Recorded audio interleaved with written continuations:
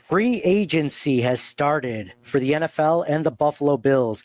They've added some players, they've lost some players, and they've extended some players. We're going to go over the first few days of free agency with all of you right now. Let's go! Hi, I'm Bills defensive end Greg Rousseau, and you're listening to Nate and the Fellas on Circling the Wagons podcast. Nobody circles the wagons like the Buffalo Bills. Go Bills! Where else would you rather be than right here, right now? Hey, hey, let's go Buffalo! Hey, hey, let's go Buffalo! The Bills make me wanna shout. Hey, what is up, Bills Mafia? Welcome to another episode of Circling the Wagons, a Buffalo fan base podcast. I am your host, guys. Thank you so much for joining us.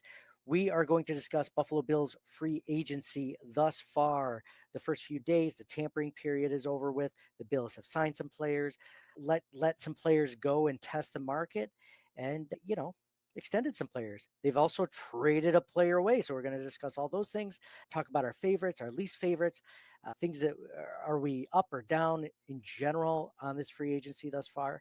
And we'll go from there. So first, I'd like to welcome my co-host John again to the podcast. John, man, how you feeling? Good. You think? Let's go right into your feelings and thoughts on free agency in general. When you look at what the Bills have done, mind you, we're recording on Thursday night, and things may happen right after we record, or later when you hear this, maybe on a Friday or Saturday. But John, your overall thoughts on this draft? Are you optimistic? Are you pessimistic? Are you meh? How are you feeling? Optimistic. They've already started to address several needs. They brought in 3 defensive linemen already. Receiver, safety depth. They've re-signed guys. They've extended guys. The extensions, I think, were important. I know some of these guys were going to be up in 2026. I was really worried about next year's free agents. So they've already started to address that. The Josh Allen big contract, they've done some good things. I'm optimistic. And they have 10 draft picks. So there's a lot of things. So let me just get to the point where the best part of free agency, in my opinion, so far, and let me know if you agree or disagree, has been the extensions.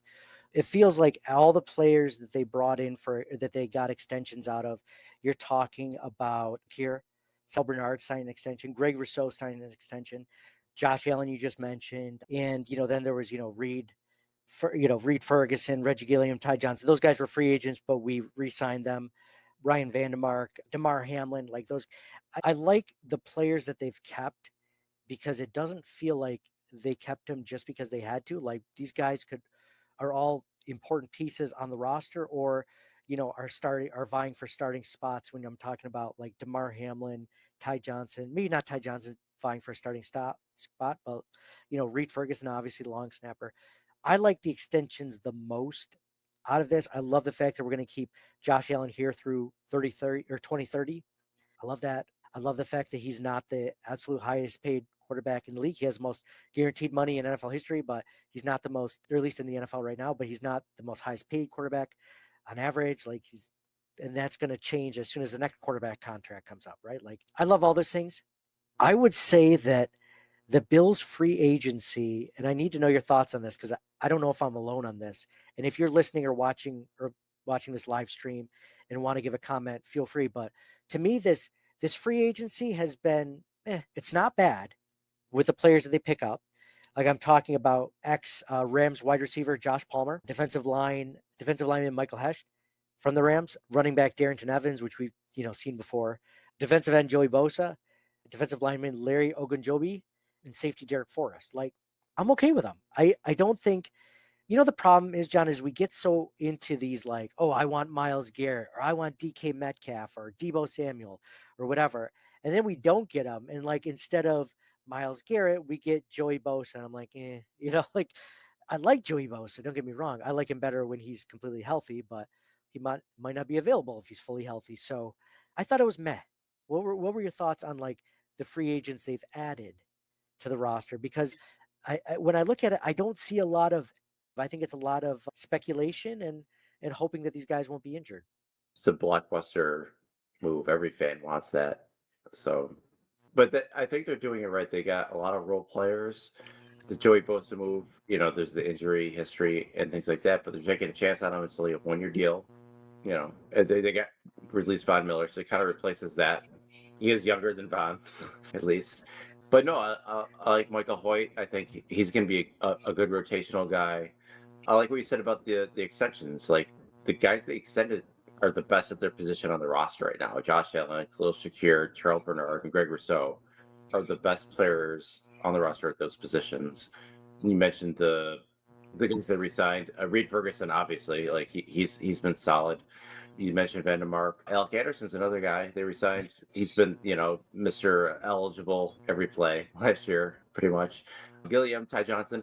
The good thing about Ty Johnson and even bringing back Darrington Evans is because with the whole James Cook situation, everybody behind James Cook is been consistent here, right? We had Ty Johnson, Ray Davis, Frank Gore Jr. from last year too, Darrington Evans. So they have all that consistency. So if something were to happen or they don't retain Cook or they trade him, whatever happens, or there's supposed to be good draft running backs, they have that consistency behind whoever ends up starting it. And I think that's going to be good. So one of the things that, we talked about our big list of Bills needs, right? So after the season, we talked about defensive line help, either, pass rush help in general. If you want to beat the Chiefs, you got to get in some pass rush. And our guy K-Gun Scooter just said, got some high motor guys. Absolutely. It feels like that's pretty much the theme of this Bills free agency thus far, especially when you're talking about guys like Michael Hoyt, guys like, who is Derek Forrest, the safety out of the Commanders, guys like that. They're not completely proven guys as far as, these guys can be starters game in and game out, and they can be game breakers for you, but there's upside, and the Bills could hopefully coach that upside out of them, right? The thing that gets me is, we're also talking about the back end, John. We're talking about, hey, my thought was always, if you can't get immediate pass rush help in the form of a Myles Garrett, in the form of a Max Crosby, in the form of who's another defensive end that was on the market up until recently. I can't even think, but there's another one I'm that either stayed or got traded or whatever. But like, if you can't get one of those guys, get the back end guys, because allow your pass rushers more time to rush the passer by better coverage, right? Like the Bills were kind of missing that in their safeties last season. Not bad, but it could have been better because we're used to Micah Hyde and Jordan Poyer being back there. So I don't think they necessarily got better in the secondary right now. As of now, Rasul Douglas is not the team. Has Rasul Douglas signed with anyone? I don't think so. It's still available. So, I mean, there's been talks about the Bills potentially landing Asante Samuel Jr. I don't know if he's signed yet. As of now, I don't think he has. The problem is, though, even if you sign Asante Samuel Jr., like, I don't necessarily know if that's a big step up from Rasul Douglas. I mean, Rasul Douglas was solid. Sure, last year wasn't great, but it wasn't bad by any stretch, right? It wasn't Kaiir Elam bad, which the Bills traded. If they don't bring back Rasul Douglas, they have a hole. And if they end up filling it with Asante Samuel Jr., I will be like, okay, that's great. It's not a huge upgrade. It's not head and shoulders. I think it's good.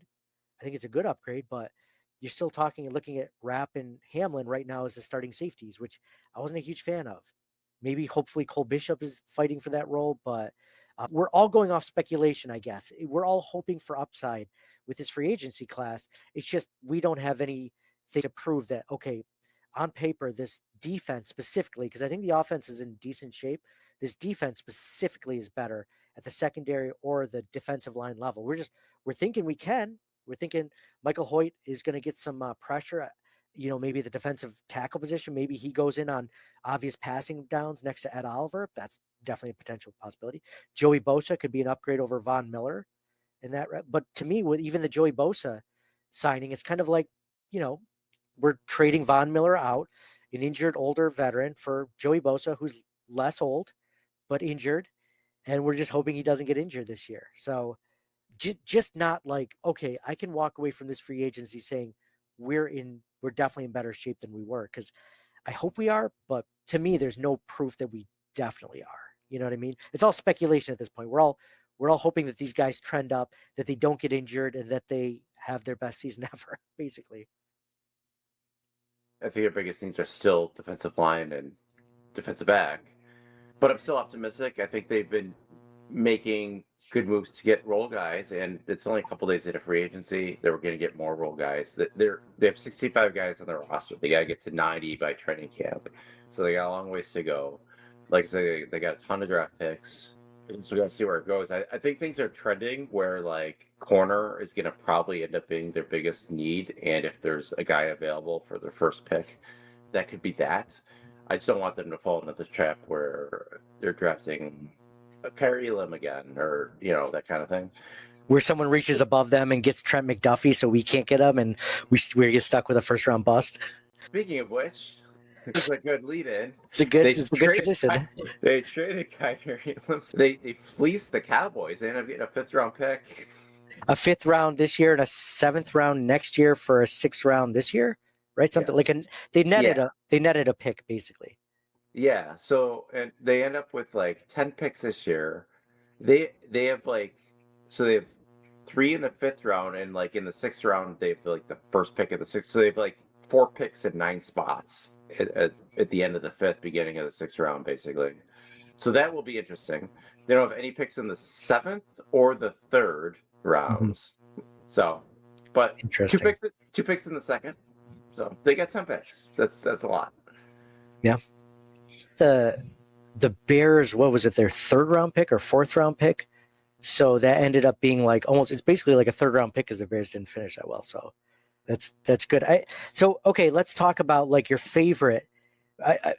Let's not even talk about free agency move, because if we're talking like total move, John, I think the Kyrie Elam trade was one of my favorite moves that Brandon Beane did. I mean, he absolutely, like you texted me when it happened. You're like, the Bills robbed the Cowboys, right? Like the fact that they were able to trade Kyrie Elam in general, especially with the highlight reel of him falling down against Hollywood, or was it was DeAndre Hopkins in the AFC Championship game. I think that was an amazing pickup by Beane to be able to get. I would have given away draft picks just to trade him, because you save $2.5 million by doing that. So the Bills saved $2.5 million in the cap, and they got an extra pick out of it. Scott says, I would have taken a number 4 order from Taco Bell from Elam. That's even better. I would absolutely take that for that. So the fact that thank God that Brandon Beane is our GM. Like, I might be critical of the free agents that they've signed to a point, but in the end, I mean, he's doing a great job of that. So John, what was your favorite overall move of free agency? I'm going to take the Josh Allen extension out of it because that's too easy. Oh, like the third quarterback, we all love that. We all, we all get a quarter chub out of that. So let's talk about something else. What else, what was one of your favorite moves? I'm going to say, I mean, the Kyrie Elam one's nice too, but I'll go with Michael Hoyt. I think I like him. I think I've seen him play. I think he will be a contributor. You know what? So this is part of my PTSD from the Bills. It's not even drought PTSD. It's more like Beane's defensive line PTSD, because whenever I see one of these sort of defensive tackles that I get excited about that the Bills sign in free agency, I think about Tim Settle. I think about Quentin Jefferson. I think about Poona Ford. I think about, Jordan Phillips. And I'm just like, all these guys that I had high hopes for, just end up never. What'd you say? Boogie Basham. Boogie, yeah. They just never amount to much, and they become too much of a tweener that they don't really have. I mean, a defensive tackle, like the Bills have not really hit on that position. Ed Oliver, I think, is good. If I had to choose as far as, what to add on defensive line, like I want a stud one technique next to Ed Oliver, and, an upgrade over Daquan Jones so that Daquan Jones can, come in, but he's more of a rotational guy than the starter. Right. So, because I think that Ed Oliver, unfortunately, it's just the way he is. It's just the way that because of his size and because of the way he plays, he needs a stud next to him to play his best football. So when you upgrade that other position, you're actually getting a better player out of Ed Oliver too. So that's what I would have went to. This guy, Michael Hoyt, isn't that guy. He's not that one technique that I was kind of hoping for. He's not an upgrade over Daquan Jones necessarily. I was looking for more of like a 340-pound guy, not a 310-pound guy who's like super athletic. Like that's great, and we'll He's not still going to take play. it. He's not going to play there. He's going to be like edge / linebacker type of player. You think he's going to come in on Like, pass rushing downs? Yeah, like he's like between So- him and like Bosa too, like and like how Von Miller was. Like I think they both kind of fit that kind of role. Yeah. So what do you think that Michael Hoyt then is just going to be like edge rusher? So I think I'm not sure how they're going to use him because he can play multiple positions. Bosa's kind of pigeonholed. He's going to just be a pass rusher, right? So he's going to play less snaps. He's going to be like the Von Miller. But Hoyt can do other things. He can cover guys. He can whatever. So that will be interesting, I think. And I think that's why I like that move because of that versatility. So he's going to be like a Lorenzo Alexander, you think, like that sort of role for the Bills? Like, because remember, Lorenzo Alexander would play defensive tackle. He'd play edge rusher. He'd, drop into coverage and linebacker sometimes. Like, he was a Swiss Army knife. He's the best Swiss Army knife player that the Bills have had in that sort of role. And they have never found a replacement for him. Did you notice that? Yeah. We got him late in his career, too. Yeah, we did. We did. I think, again, I'd love it if he could play that role. The Bills just haven't found a guy that can be a hybrid. Remember, we always thought Greg Rousseau, like he would kick in on the inside and he'd rush. He really hasn't panned out that way. We thought that about Boogie Basham. We thought that about other guys the Bills have got. Oh, Quinn Jefferson. He's a Swiss Army knife. He can play edge and he can line up in 3 technique. And they never really found a way to. Shaq Lawson and Shaq, thank you. Shaq Lawson's a great example too. They just haven't. So it's not that he can't do it. I'm just haven't seen proof. I still like Rousseau a lot. I think he's more of like a number 2 defensive end. They just need a guy to be the number 1. Which is perfect in this role because Joey Bosa, I mean, Greg Rousseau, I really like Greg Rousseau a lot. I'm glad they extended him. And for the most part, we didn't mention this, but like a lot of these guys, they got on good value, including Rousseau, which probably could have gone for a lot more money if they'd waited another year or so, or, he hit free agency. He's their best pass rusher right now. Greg Rousseau is their best pass rusher.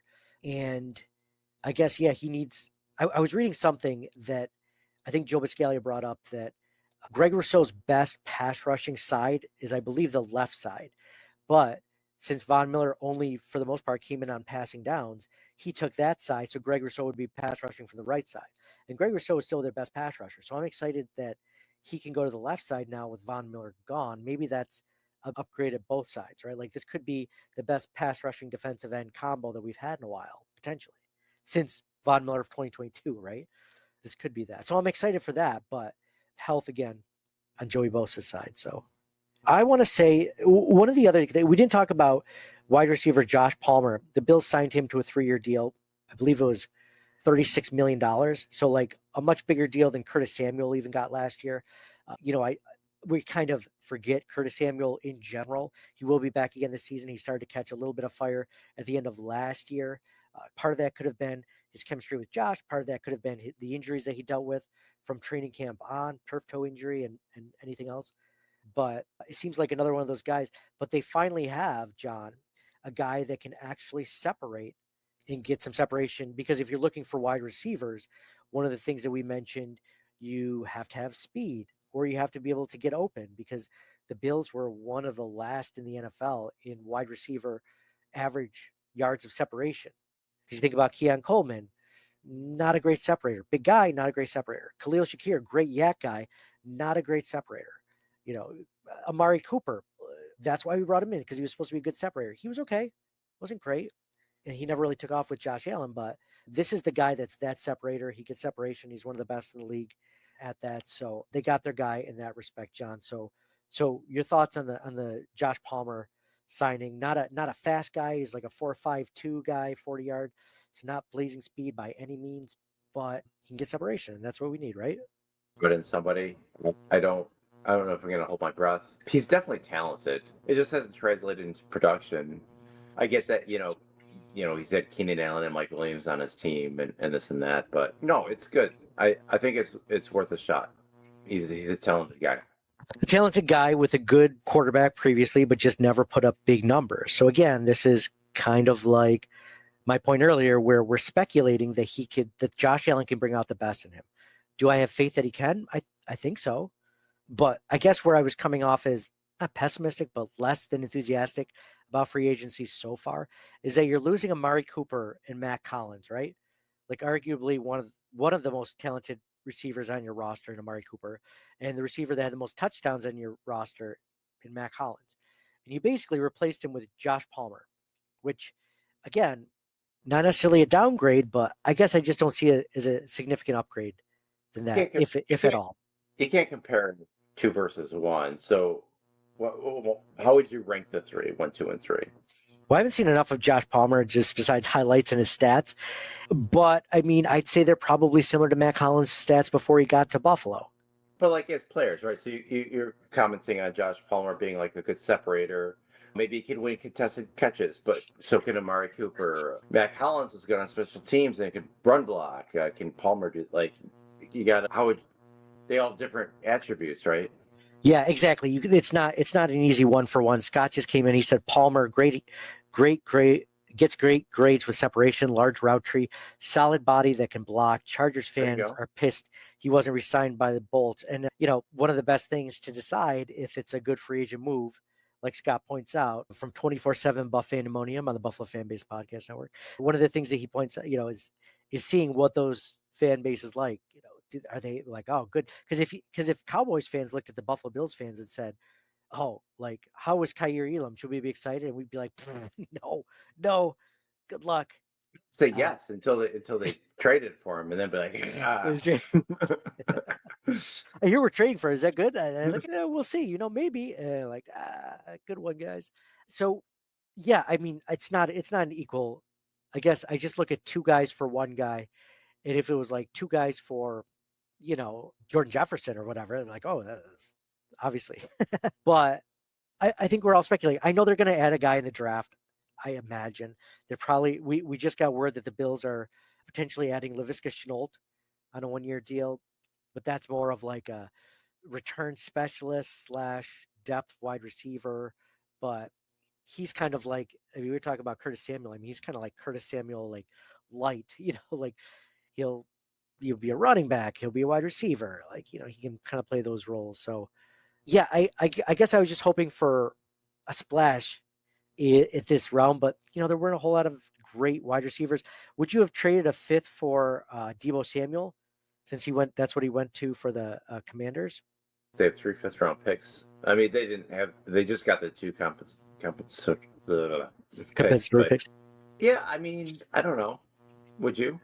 Do they get you? Of course, Deebo Samuel just had his worst season, right? So yeah, so Keon Coleman, and Cooper, for that matter, both had injuries in the middle of the year, and I think that kind of might have affected both of them in different ways.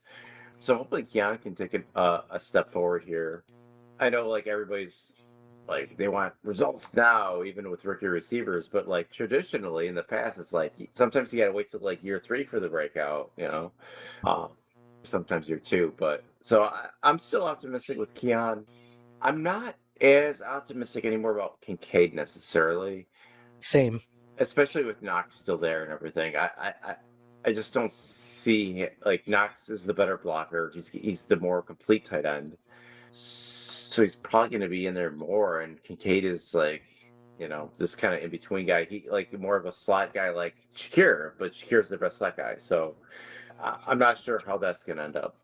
I think part of Kincaid's issue is it's recency bias, because the last time we saw him play, he was dropping a 4th and 22 pass or whatever ended up being the Josh. Yeah. No, I'm not biasing. I recognize he was also playing hurt through all that too. Mm-hmm. But I'm just saying as an overall. His hands weren't hurt though. So yeah. Well, that was one of the reasons they drafted him, as well as Coleman, is because of their hands. I mean, they finally have starting wide receivers, including Palmer, have great hands. Their receivers and tight ends, for the most part, have really good hands. That's one of the reasons, so they added a lot. They had less drops this year than previous years. They had a lot of yak, which they never had, yards after catch, that they didn't have in previous years. They excelled in a lot of those areas. Some of that having to do with James Cook. Hopefully he doesn't hold out. But I think also part of Dalton Kincaid's problems were the expectations that we, the fan base, Bills Mafia, put on him. Because think about that. Like, we went into the season thinking like he could be the number one wide receiver for Josh Allen. And I don't even know if he's finished top 6 or 7, to be honest. I think he's probably in that range. So not even close to the first target as far as targets or yardage, receptions. He's not in that realm. So I think it was expectation. I think it was the injuries, of course. And I think it was just chemistry. Like, it's just not clicking between him and Josh. It's either the role that he's getting from his offensive coordinator, or he's just not getting that chemistry, and they just haven't found a way to use him, which is unfortunate because right now, I mean, it's early, and we thought that Spencer Brown was a bust, 2-3 years into his career, and he ended up being one of the best right tackles. It feels kind of like Dalton Kincaid's trending toward bust. Then this is a guy that we can count on after Dawson Knox leaves. Like Kincaid, I just don't think he's gonna necessarily live up to the draft capital that he had. Yeah, especially because we traded up to get him too. Remember, we traded ahead of the Cowboys. I know, because the Cowboys wanted him. But yeah, I think another year for Keon Coleman, you were saying, will do them some good. John, if we mentioned all the wide receivers the Bills have lost, the ones that they've gained, the receivers that are on the roster. If you could add any type of wide receiver to the roster, I'm talking, you could get a guy. I mean, obviously Megatron. We'd love to add Megatron to the roster, but like if there was a specific, if there's a specific characteristic that you would add for a wide receiver, the next wide receiver they get, you're like, oh, that's good. I was hoping they would get a guy with insert Speed. the blank character. Speed, right? Speed. No, speed is number one right now. They have Shakir, he's getting some yak. They got Coleman, who's got the possession capability. Samuel's kind of a gadget guy, but they got Palmer, so we'll see what he's going to do for us. But I think Palmer's going to be the X wide receiver. I think he's going to be the guy. Because he's only 6 foot. He's not like big. I think he's going to be like the Stephon Diggs, and then Keon Coleman's going to be the Y. I'm sorry, the Z wide receiver. The Z is the one that is off the line. So he's a guy that's not usually as big, that can get separation, or that needs a little bit of space to get separation if a guy's playing man. So I think he'd be a good Z wide receiver. I think the X is Keon Coleman right now because he's bigger, more physical. He's a speedy guy, though. And that goes for the defense. Like, they're slow on defense. It's like, oh, they re-signed Hamlin. Oh, great. He's slow. Okay. And like they're signing 30-year-old defensive linemen. Yeah, great. They're might be good, but they need more speed on defense too. Oh yeah, for sure. I mean, Derek Forrest, the safety, he has 4.41 speed, so he's not slow. He's got more speed than DeMar Hamlin does, right? Like, so I think he's going to play that role. He's going to probably compete with Rapp and Bishop for that role. So hopefully, no matter what, we end up with a better safety duo than we had last year. Either they all get better with time because they're all pretty young, really. Rapp, I think, is 26 or 27 now, and he's the oldest. So, like, it's a matter of which one is the cream that rises to the top at the safety level, right? But again, this isn't like a Javon Holland or anything like that where you're just like, oh, that's a great safety, right? Like, this is a good, pickup. Just not, head and shoulder. But then again, sometimes I get a little bit impatient as a Bills fan, and I'm like, man, how come they didn't get a Myles Garrett or like, some big splash? And then I'm like, oh, they did that with Von Miller, and it was good for 11 games, and then it was terrible. So, like, unforeseen circumstances, he got hurt. If he didn't get hurt, I mean, he was doing really well. Like, it was a good signing. Exactly, but unforeseen circumstances, you can't predict an injury like that. So no, I agree, but I agree. At the time, you couldn't predict that he was going to get injured, just like any of these guys. And I think you're right, John. Here's a good hypothetical for you. If Von Miller doesn't have that ACL injury, is he still with the team after this season, or would they still cut him loose? You think? Well, I mean, a few years ago, so a lot could have happened in between. But you'd think they'd at least keep him through where they did when he wasn't good after the injury. Yeah, maybe. I mean, he was taking pay cuts to try to help him out and stuff last year, right? If he had a regular season though, last season, the season before, he wouldn't have taken a pay cut because he'd have played well, right? I mean, he was good those first 11 games. If he had finished out that season with double-digit sacks, and the next season, even if he took a step back, he just, But I mean, even if he had 10 sacks every year, like, what is he, 35 now? yeah, I yeah. mean, This was the year for his 3 years. It was his out. Yeah, and it's possible they still bring him back. We'll see. I don't know if they're gonna with Bosa and White signed. It's to bring another older guy in. It seems like a bit much, but I don't know. You know, one other move I was really glad, a free agent they re-signed. We talked about, Alec Anderson, Reed Ferguson, guys that they, were basically going to hit the market, and then the Bills re-signed them. But I mean, I was so happy. I was a little discouraged when they signed Darrington Evans first, because I'm like, oh, I wonder if this means that they're not bringing back Ty Johnson. But I was psyched when they brought him back for a 2-year deal, John. That was actually like one of my favorite, if we don't count extensions, one of my favorite moves, because not only is this the best running back room that I think the Bills have had in a long time, he could have that much bigger of a role if by any chance there is a James Cook contract holdout. I mean, his role is that much better. And I feel really good because he was in on a lot of third downs. They trusted him a lot on third down to either close out games or, go ahead with points, when it was a close game. So I was really happy about that one. Ty Johnson, he has really surprised me with his pass catching abilities and his route running. Like Ray Davis was supposed to be like the de facto number 2 last year, and I think Ty Johnson overtook him. I don't think anybody they have on the roster is going to be an RB1 outside of James Cook. I think they're all rotational guys. So if they don't end up with Cook, I think they do need to bring somebody else in, and it's probably like a draft pick or something, and trading Cook for something in the process. 15 million seems like way too much for me for a running back. Yeah, no way. Absolutely not. And you've heard me over the years on like during the drought, especially where I think I probably even said it in the last podcast. Like, forget it. This is too much. I get there's been success recently with older running backs with Saquon Barkley, Derrick Henry, and this and that. But like, I think in the overall grand scheme of things, I think it's not as important to have like the top guy. Just have a really good guy or a good guy in there. I mean, we saw it with like Fred Jackson. Like Fred Jackson was awesome, undrafted free agent. I'm not saying he was like more talented than some of the first round picks he played with, but he played really well, right? So I don't know. He was much more steady and reliable than the other guys.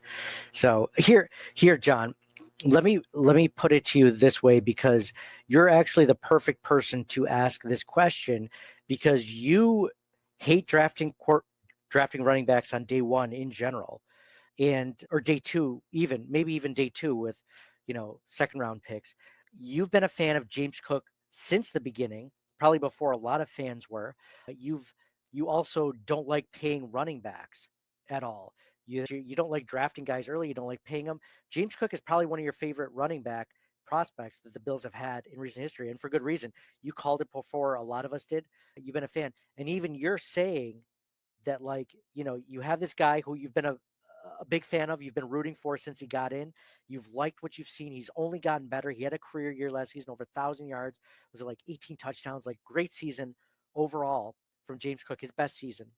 And you're still saying don't pay him, right? Like, that's how much you feel like either your thoughts on the running back, position in general, or just James Cook, or both, because you've been a fan and you're still biased in saying I wouldn't re-sign him for $15 million. There's a lot of factors in that, but yeah, that's right. They have a really great offensive line that's still intact. They can bring somebody in, and they're probably not going to fail as long as they don't like really mess up the pick. I know they want to go run heavy, but I still don't think it's worth it, or they can use that money at these other positions of need. And as far as drafting, if they have the luxury of drafting a guy at the end of the first round, even though it's a first round pick, that's cool. But I don't know if they have that luxury this year with some of the question marks on defensive line and a defensive back. I still like the best player available approach, but you have to have your tiers. So like if the running back is in the same tier as like other positions of need, then you gotta go for the positions of need. If the running back is that much tiered above the other positions that are available at the time, then I guess you have to go for it. It's just not something that I would necessarily want to do, if that makes sense. Yeah, okay. So I want to get into the draft and the rest of free agency, but let me first ask you, what grade would you give this free agent? Real quick, I want to get to this point before we talk grading free agency. Scott's in again, man. He's just crushing it. He says, does Shavers make the cut? 4.3 speed, been a system guy that remains on the team. Man, that is an excellent point. I kind of forgot about Shavers, Tyrell Shavers a little bit. Like Shavers, but yeah, I don't know. This could be his year. Undrafted guy. This is his third season now? Second season? Third season? I can't remember. I think it's third. 6'4", I believe, 4.3 speed. He had that one play against the Patriots where he had like a 60-yard touchdown. One catch, one reception, 60-yard touchdown. Maybe we already have him on the roster. Yeah, if nothing else changes, it will, because they're going to bring other receivers in, at least one in the draft probably, right? He's going to be fighting for the number 5 spot currently. And Chanel, they just brought in Jalen Virgil, but so if it's against a rookie, the rookie makes it, right? I mean, unless it's a day 3 pick. If it's a 6th round rookie versus a 2nd round rookie, yeah, it makes a difference. But true. And free agency isn't over yet. What if they bring back Stephon Diggs? Just kidding. Everything's fine now, no drama. It's like your buddy that gets back with his ex-girlfriend. Like, it's like, hey, I thought you guys hated each other. No, we're back in love more than ever. It's like, oh, okay. Hopefully this works out. Okay, John. So grade for this, we're going to wrap this up soon, but grade for this free agency in general, if you had to give it a letter grade, obviously A being the best, F being the worst, if you didn't know, what would you give this free agency, including everything, extensions, players, signings, everything? Okay. So it's early still. It's like what Wednesday was. So it's been a little over 24 hours basically since the real free agency period started. Let's see here, like extensions. I'm thinking. I'm just kind of like talking out loud here. Extensions are like A, right? Yeah. Resign are Ferguson, Alec Anderson, fullback, Ty Johnson. I mean, really, the only players of note that they've lost because of free agency are what? Matt Collins and Amari Cooper. Well, I mean, they've only lost Matt Collins for sure. Amari Cooper hasn't resigned. Is the only one gone. They replaced him with Palmer. Well, I think Cooper really is the one that's been replaced by Cooper. They're not going to get Cooper back. I think Palmer is a replacement for Cooper. So Douglas and Quentin Morris, I think, are the next most interesting names that haven't been signed from anybody. They don't necessarily need Quentin Morris because they have Kincaid and Knox. And Davis, I like too. I just like Morris also. But Douglas is the real, just because of their need at corner. But the guys they resigned are great. I think that's like, they didn't have to resign as much this year as in other years. So like, that's like probably B+. And they're getting ahead because all of those guys that they re-signed, Shakir, Bernard, Rousseau, those were all, even Allen. Yeah. That's why that's an A. That's A+, really. The extensions are A+. I'm going to give a B+ for the resignings. And then free agency, C+, B-, just because it's not like, you can only do so much. So if you average it, right? So it's like a B? B? Yeah, like B. Yeah, B. A B. Yeah. B. Let's give it a B. B's good. 3.0. Yeah, they still got 10 picks. 10 picks. Yep. They're gonna move up or down or both times in the draft. They're gonna do some moving in the draft. They have 65 players in their roster. They got, a bunch more to go. I think they already have 9 players on the defensive line, I believe. Someone is mentioning that. So, like, they don't really have a lot of room for one more player at this point. I can't remember if they kept 9 or 10 last season. For 53, yeah. But, like, they're going to get to they're at 65 now. So they're going to have 25 more players still. Yeah, but I was just thinking, like, actual 53-man roster players from the defensive linemen they have right now. Like, I think they're almost complete with that crew. Do you have the?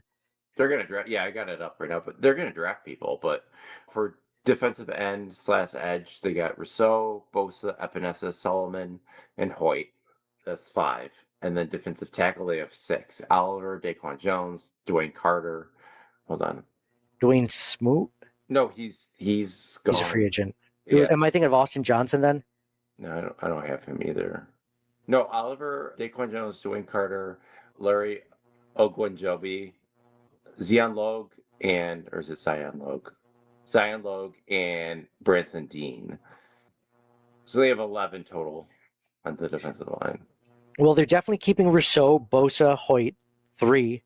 Epinesa and Solomon are pretty much sticking also. They're definitely not getting rid of Solomon.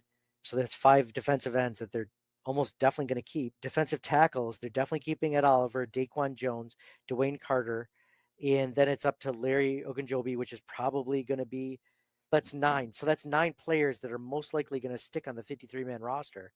So I saw someone bring up the fact that, like, if they're going to trade someone out of that group of guys because they're looking to make room, Epinesa, exactly.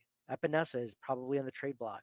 And again, maybe you get a day 3 pick for him at this point, and you'd be happy with that. But yeah, keep Javon Solomon. He'll be in his 2nd season. A lot of upside still, especially Pat. But yeah, John. So I want to say that my overall. So you gave it a B. I'm going to give it a C+, and only because I'm glad that they extended all those guys that they did. Like, that's tremendous, right? They had the room to do that, and it gave them some cap space this season. I think that the free agency is pretty even and neutral at this point, to be honest. Actually, it's probably at this point, 24 hours later, like you said, I think it's actually a little bit negative because they haven't found a replacement for Rasul Douglas yet. When they do, I think it'll be closer to a B for me. But that kind of leads me into my next question is, we mentioned what kind of traits would you look for at a wide receiver if you were to get a new one. The draft starts tomorrow. They add no more players in free agency. All things being equal, what player or what position do you draft with your 1st round pick? Like, not even best player available, just like you can get the best player at any position. Which position do you take with your 1st round pick? That's a good question. It'd be between a lockdown corner and I think it's the Trey White replacement. The Trey White replacement. Yep, I agree. You get one more corner like that, and all of a sudden my C+ goes to like a B, maybe even a B+.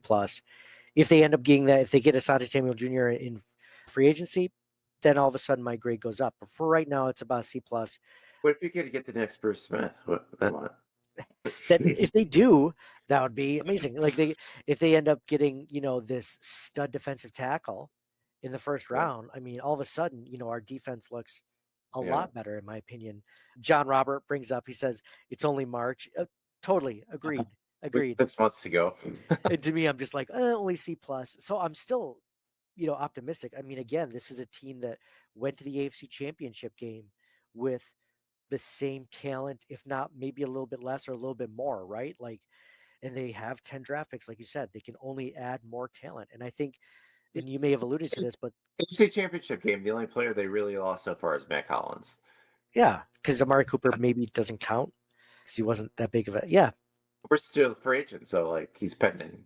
So really, it's just Matt Collins and Rasul Douglas at this point. Well, Douglas is still free agent. He is signed with anybody, so we can still get him back. So you can't really count that yet. So it can't count it against it. So it still might happen if they Just bring Matt back Collins. Oh, Kyrie Elam. Kyrie Elam's gone. Oh, and they released Sam Martin and Von Miller. Oh, that's so right. They're gone. Right. The Kyrie Elam though is kind of like a addition by subtraction, so that might actually be better. Again, I'm still wish that Jamarcus Ingram or someone else or Cam Lewis, anyone else, was in the AFC Championship game instead of Kyrie Elam at that moment, especially when the coaching staff saw him fall down on that play. Be like, get him out of there. Anyone is better at this point. Like that's I still hold that against the coaching staff. But anyway, I know why they did it. I just don't agree with it. But yeah, so I think there's a lot to be excited about. I want to see things shake out a little bit more in free agency. And they're gonna bring some other people in for sure. There's a lot of corners still available.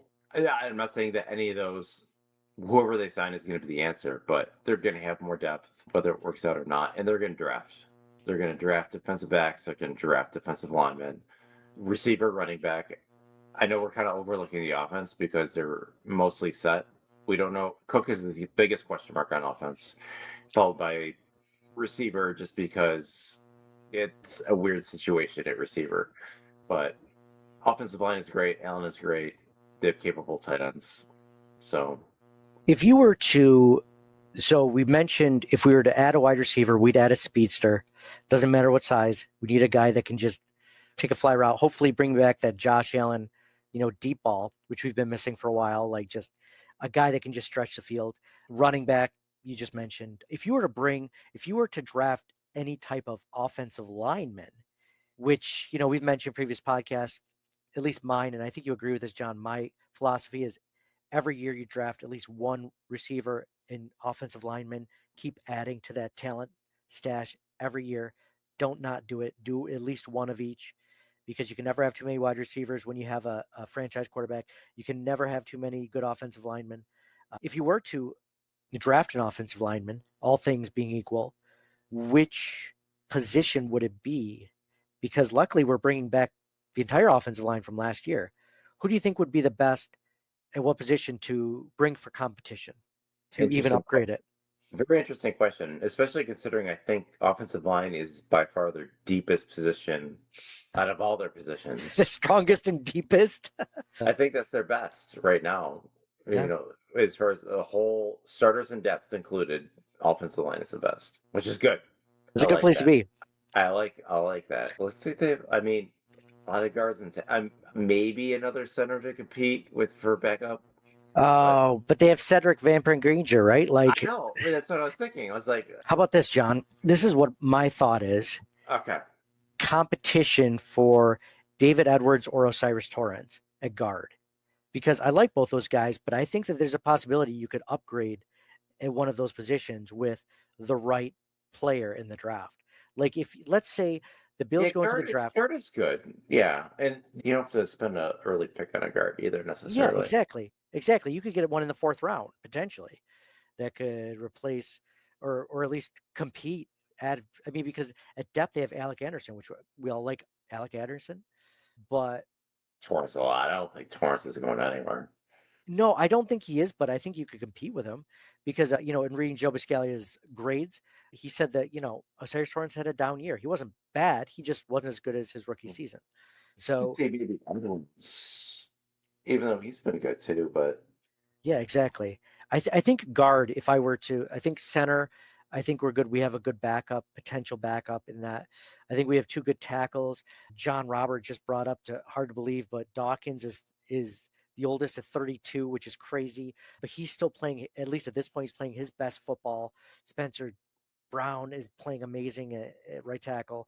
I think it's the guard position, honestly. I don't think if you can upgrade at center, sure, I'd consider it, but I think it's going to be more like a guard prospect that they draft this year. And I'm not against it because I like Vandemark or even Tylen Grable as the swing tackle right now. So I think the Bills have options there. It's just really guard. They don't have a ton of depth, and they could potentially upgrade at that position. it's tough. They're really good at that position. And it's easier, like, if you got a tackle on the depth chart, it's easier for him to play guard than a guard to play tackle. So I don't know. You're still saying center tackle? I don't know if they can do anything. They're going to bring in camp bodies anyway, but I don't think anybody's going to overtake anybody. Like, they're not going to spend a high enough draft capital to replace any of these guys. I don't think. Okay, John. So, last question: the Bills are picking in the draft, 1st round pick. The best defensive lineman, the best defensive end, defensive tackle are off the board. The best cornerback is off the board. What position do you pick at that role? Like, what position is your biggest need? Okay, so you're saying I got a bunch of players in that tier available, but you can't take a defensive lineman or a corner. So I would consider safety very strongly. Yep, same safety, or I think this is a point where I would possibly look at a wide receiver. I know it's early. I think it depends on who's there. I guess for any position. Yeah, I don't know. Yeah. You know, we're going to have to do some mock drafts coming up in the next 2 weeks. Yes, we will. That's what we're going to have to do. Once free agency is settled a little bit, we're going to do some mock drafts, and we're gonna take a look at who might be available. John Robert mentioned, I think David Edwards' contract ends after the season, which I believe he is correct. So that's another reason to go guard. Would I go guard in the first round? Maybe if someone fell, but I don't think the Bills value that position as much, No. So, yeah, dude, this has been a lot of fun going over all these players from front to back. I think that there is reasons to be optimistic. We haven't seen enough, but again, one of the great things about Sean McDermott and this coaching staff in general, especially with the secondary, but other places as well, is they do tend to coach up these players from other teams and make them into, very good players. Like think about not so much of the defensive line, but like think about, Micah Hyde, Jordan Poyer. Like those guys weren't all pros when they came to Buffalo. They were kind of projects, and the Bills coached them up to being very good players. I think that's one of the things that the Bills have. So when I look at a Derek Forrest, or I look at a Josh Palmer, or I look at, maybe even a guy like Ogunjobi, right? Like guys that have produced, but not at a high level. Like I feel a little bit more confident because I think this coaching staff can get that out of them, especially on the offensive side where you have Josh Allen throwing you the ball. So I'm going to end on a high note there. John, anything you want to add before we end this free agency frenzy episode of Circling the Wagons? They got a chance with him. Absolutely. Amen. So thank you guys all for listening. Keep following us on all socials. We're at CTW Pod, like Circling the Wagons Pod. We're going to do some giveaways soon, I believe on Instagram with TSC Buffalo. So be on the lookout for there. Follow us there as well. A lot of good things coming up, a lot of reasons to be optimistic. And I think that, we're going to have a lot more to discuss in the upcoming weeks. Do some mock drafts, John, do a little bit more. I like doing a little bit of research before free agency, but now is the time to okay, now we still know where we have our biggest needs, which I think you and I both agree are mostly on defense still, defensive line, backfield. I mean, basically anything but linebacker.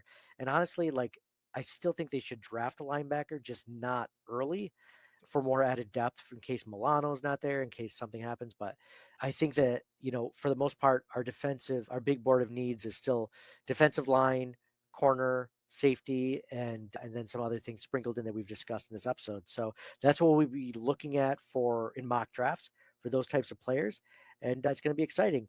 So thank you guys all for listening. Please leave a review, subscribe, like, comment, all that fun stuff. Be sure to check out the giveaways that we're giving away. And thank you guys for listening. So signing off for John. Go Bills. Okay. There's a little bit of a lag on my end. So for me, Nate, go Bills. Thank you guys all for being a part of this. And we'll talk to you all soon. Thank you for listening to the Circling the Wagons podcast. Download and subscribe to us in your favorite podcast service. Email us at ctwpod@gmail.com. That's Charlie Tango Whiskey Pod@gmail.com. Follow us on Facebook and Twitter at CTWPod. And most importantly, go Bills! Nobody circles the wagons like the Buffalo Bills. Nobody circles the wagons like the Buffalo Bills, Nate. Well, listen, the whole show is called Circling the Wagons.